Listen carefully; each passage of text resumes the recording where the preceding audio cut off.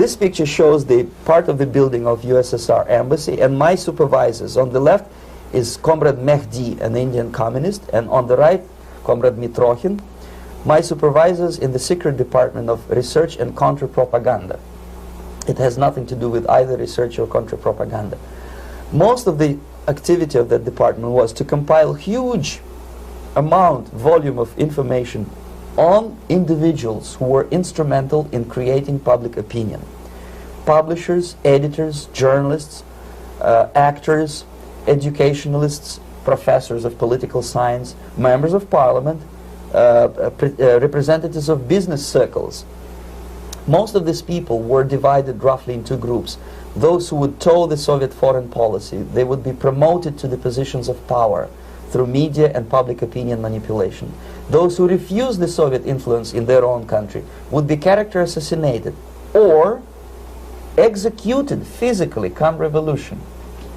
Same way as in the small town of Hue in South Vietnam, several thousands of Vietnamese were executed in one night when the city was captured by Viet Cong for only 2 days. And American CIA could never figure out how could possibly communists know each individual, where he lives, where to get him, and would be arrested in one night, basically in some 4 hours before dawn, put on a van, taken out of the city limits and shot. The answer is very simple. Long before communists occupied the city, there was extensive network of informers, local Vietnamese citizens, who knew absolutely everything about people who are instrumental in public opinion, including barbers and taxi drivers. Everyone who was sympathetic to the United States was executed. Same thing was done under the guidance of the Soviet embassy in Hanoi, and same thing I was doing in New Delhi. To my horror, I discovered that in the files where people were doomed to execution, there were names of pro-Soviet journalists with whom I was personally friendly. Pro-Soviet? Yes. They were idealistically minded leftists who made several visits to USSR, and yet the KGB decided that come revolution or drastic changes in political structure of India, they will have to go. Why is that? Because they know too much. Simply because, you see, the useful idiots, the leftists who are idealistically believing in the beauty of Soviet socialist or communist or whatever system, when they get disillusioned, they become the worst enemies. That's why my KGB instructors specifically made the point, never bother with leftists. Forget about these political prostitutes. Aim higher. This was my instruction. Try to get into large circulation, established conservative media. Rich, filthy rich movie makers, intellectuals, so-called academic circles. Cynical, egocentric people who can look into your eyes with angelic expression and tell you a lie. These are the most recruitable people, people who lack moral principles, who are either too greedy or too suffer from self-importance. They feel that they matter a lot. These are the people who KGB wanted very much to recruit. But to eliminate the others, to execute the others, don't they serve some purpose? Wouldn't they be the ones they rely on? They serve purpose only at the stage of destabilization of a nation. For example, your leftists in United States, all these professors and all these beautiful civil rights defenders, they are instrumental in the process of the subversion only to destabilize the nation. When their job is completed, they are not needed anymore. They know too much. Some of them, when they get disillusioned, when they see that Marxist-Leninists come to power, obviously they get offended. They think that they will come to power. That will never happen, of course. They will be lined up against the wall and shot. But they may turn into the most bitter enemies of Marxist-Leninists when they come to power. And that's what happened in Nicaragua. You remember most of these former Marxist-Leninists were either put to prison or one of them split, and now he's working against Sandinistas. It happened in Grenada when Maurice Bishop was already a Marxist. He was executed by a new Marxist who was more Marxist than this Marxist. Same happened in Afghanistan when first there was Taraki, he was killed by Amin, then Amin was killed by Babrak Karmal with the help of KGB. Same happened in Bangladesh when Mujibur Rahman, very pro-Soviet leftist, was assassinated by his own Marxist-Leninist military comrades. It's the same pattern everywhere. The moment they serve their purpose, all the useful idiots are either be executed entirely, all the idealistically minded Marxists, or exiled or put in prisons, like in Cuba. Many former Marxists are in Cuba, in prison. So most of the Indians who were cooperating with the Soviets, especially with our Department of Information of the USSR Embassy, were listed for execution.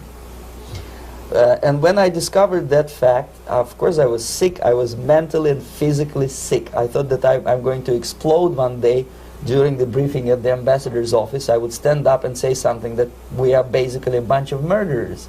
That's what we are. It has nothing to do with friendship and understanding between the nation and blah, blah, blah. We are murderers. We behave as a bunch of thugs in a country which is hospitable to us, a country which with ancient traditions. But I did not defect. I tried to get the message across. To my horror, nobody wanted even to listen, least of all to believe what I had to say. And I tried all kinds of tricks. I would leak information through letters or lost documents or something like that, and still I got no message. The message was not published, even in the conservative mass media of India. The immediate impulse to defect was Bangladesh crisis, which was described by American correspondents as Islamic grassroots revolution, which is absolute baloney. There was nothing to do with Islam, and there was no grassroots revolution. Actually, there are no grassroots revolutions, period. Any revolution is a byproduct of a highly organized group of conscientious and professional organizers, but it has nothing to do with grassroots.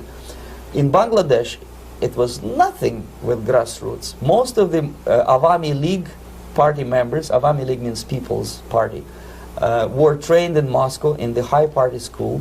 Most of the Mukti Fauj leaders, Mukti Fauj in Bengali means People's Army, same as SWAPO and all kind of liberation armies all over the world, the same bunch of useful idiots.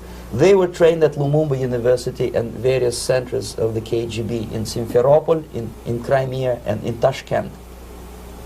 So when I saw that Indian territory is being used as a jumping board to destroy East Pakistan, I saw myself thousands of so-called students traveling through India to East Pakistan, through the territory of India, and Indian government pretended not to see what's going on. They knew perfectly well, the Indian police knew it, the intelligence department of Indian government knew it, the KGB of course knew it, and the CIA knew it. That was most infuriating, because when I defected and I explained to the CIA debriefers they should watch out because East Pakistan is going to erupt any moment, they said I was reading too many James Bond novels. Anyway, so East Pakistan was doomed. One of my colleagues in the Soviet consulate in Calcutta, when he was dead drunk, he ventured into the basement to relieve himself, and he found big boxes which said printed matter to Dhaka University. Dhaka is the capital of East Pakistan. And since he was drunk and curious, he opened one of the boxes and he discovered not printed matter. He discovered Kalashnikov guns and ammunition in there. Anyway, it's a long story. When I saw the preparations for the invasion into East Pakistan, obviously I wanted to defect immediately. The only thing I couldn't at that time make up my mind when and where and how. One of the reasons, of course, you see, I was in love with India. I mentioned it before. I spoke the languages. I socialized with people. And I understood that I had to act fast unless I want this beautiful country to be permanently and irreparably damaged by our presence. One of the reasons not to defect was, as you can see, I was living in relative affluence. Who the hell in the normal mind would defect and do what? To be abused by your media, to be called McCarthyist and fascist and paranoid, or to drive a taxi in New York City? What for? What the hell for should I defect? To be abused by Americans, to be insulted in exchange for my effort to bring the truthful information about impending danger of subversion. As you can see, I was living in quite a comfortable conditions next to swimming pool, where Indians were not allowed, by the way. I was highly paid expert in propaganda. I had my family. I was respected by my nation. My career was cloudless. The third reason, how to defect with the family.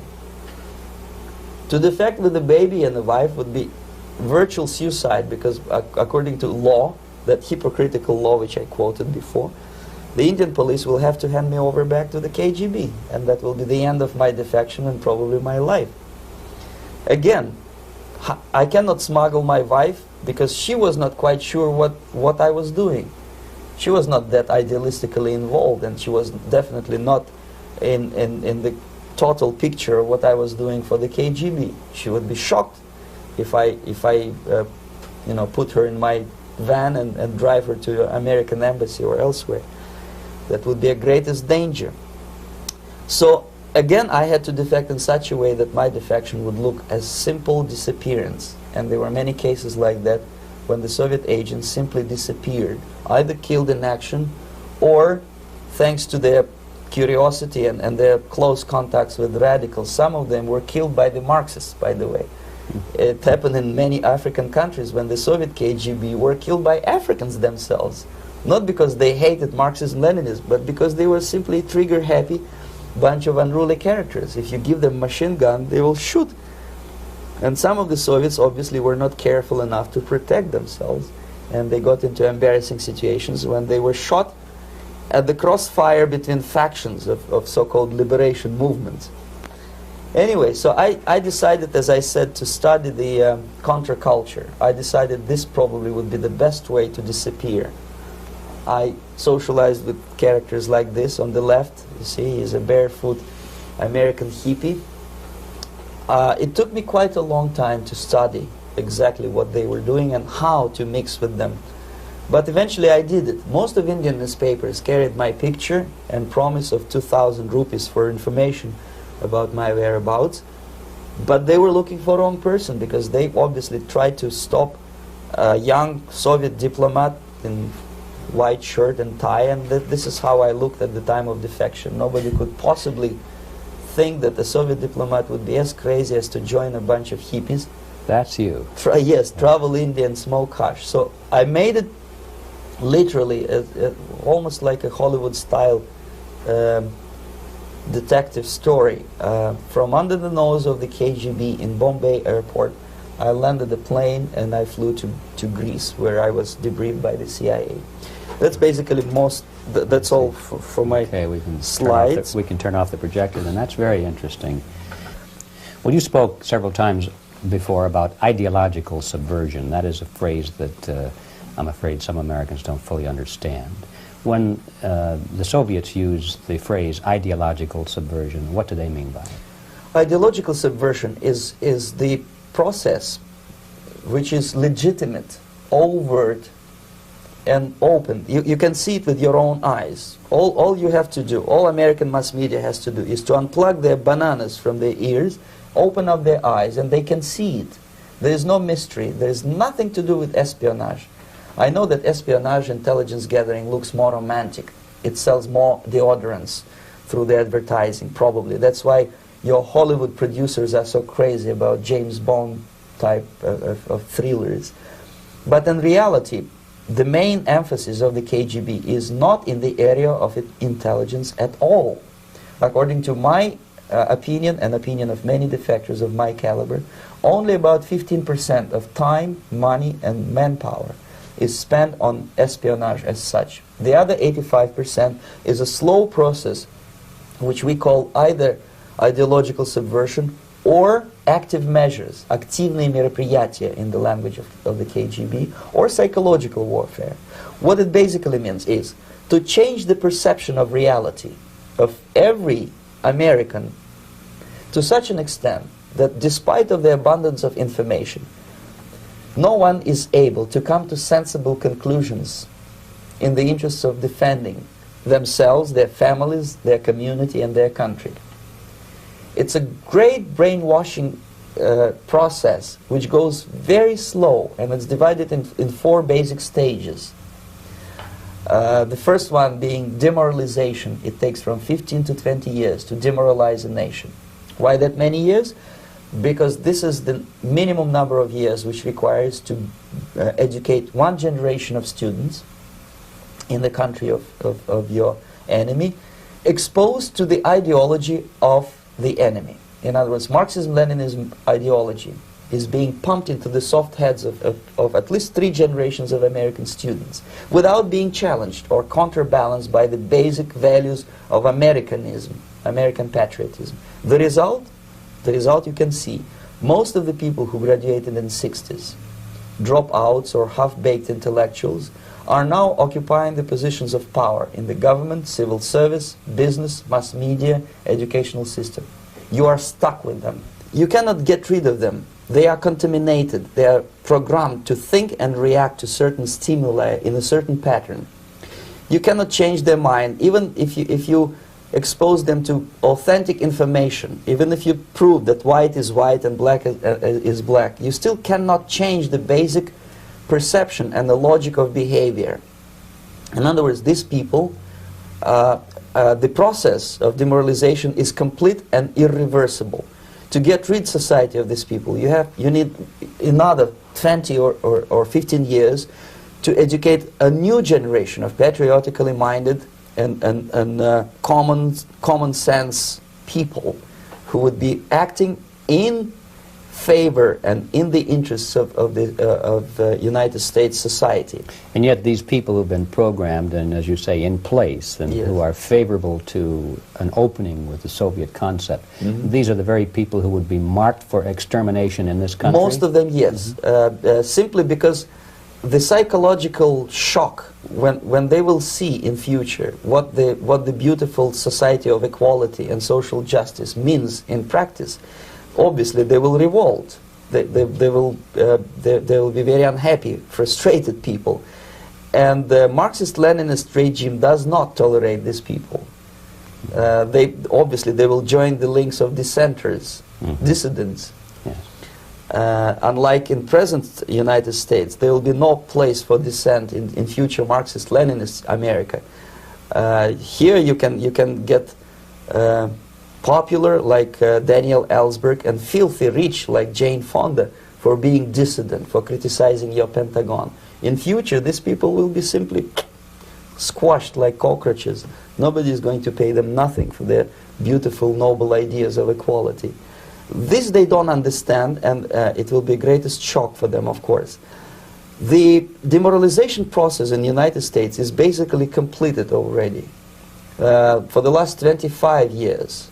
Actually, it's overfulfilled, because demoralization now reaches such areas where previously not even Comrade Andropov and all his experts would even dream of such a tremendous success.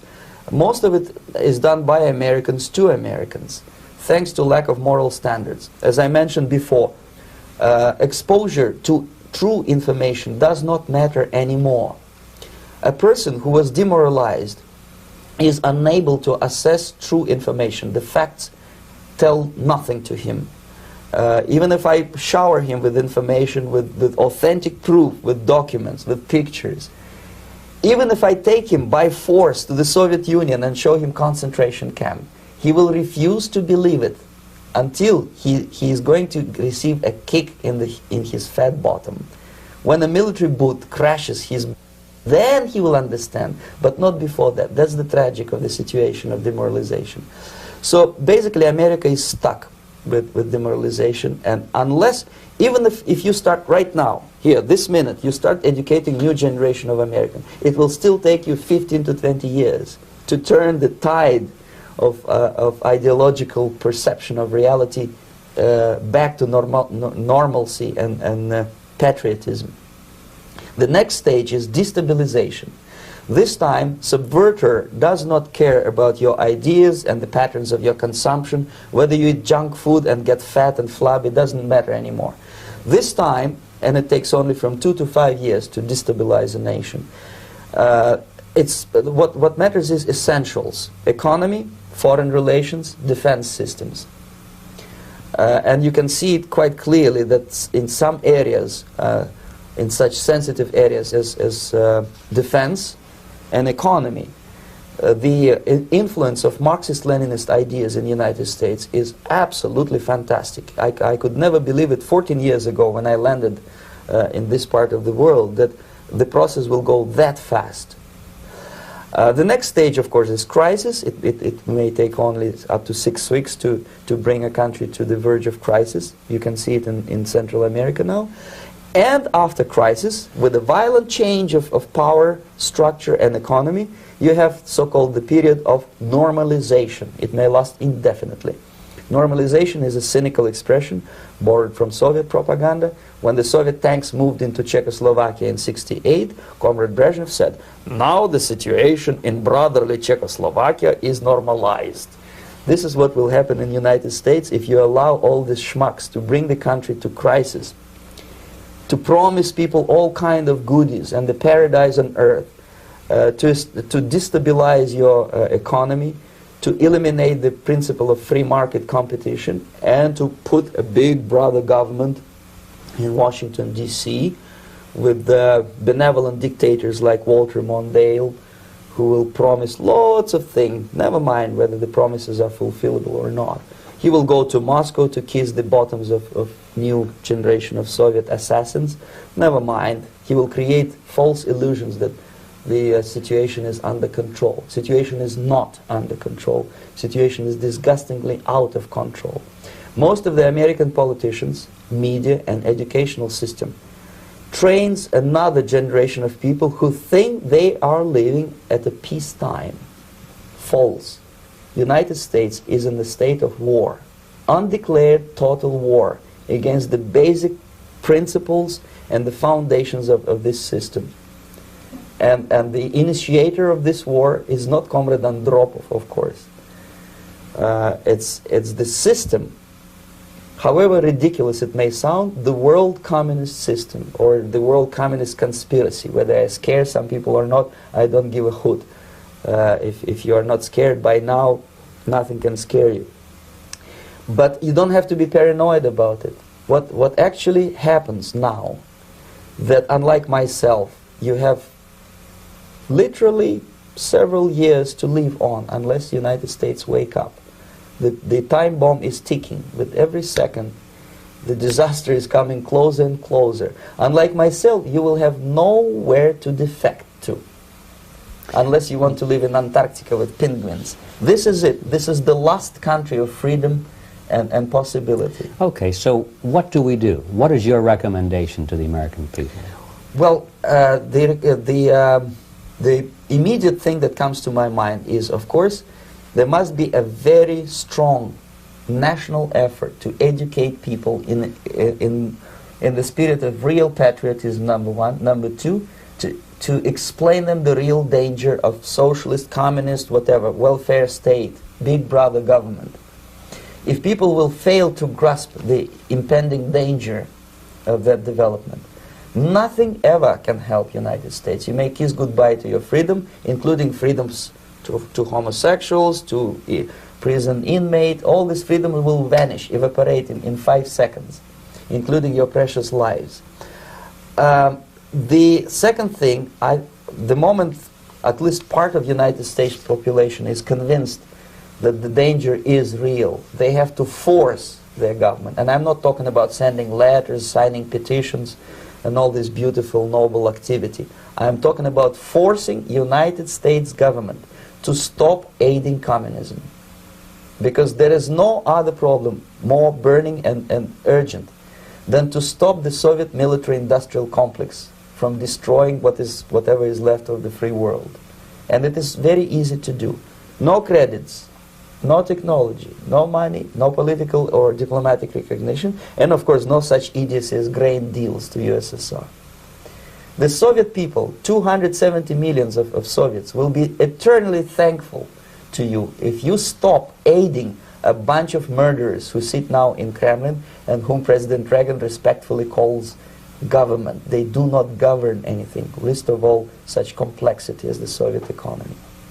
So basic, two very simple, maybe too simplistic answers or solutions, but nevertheless they are the only solutions. Educate yourself, understand what's going on around you. You are not living at the time of peace.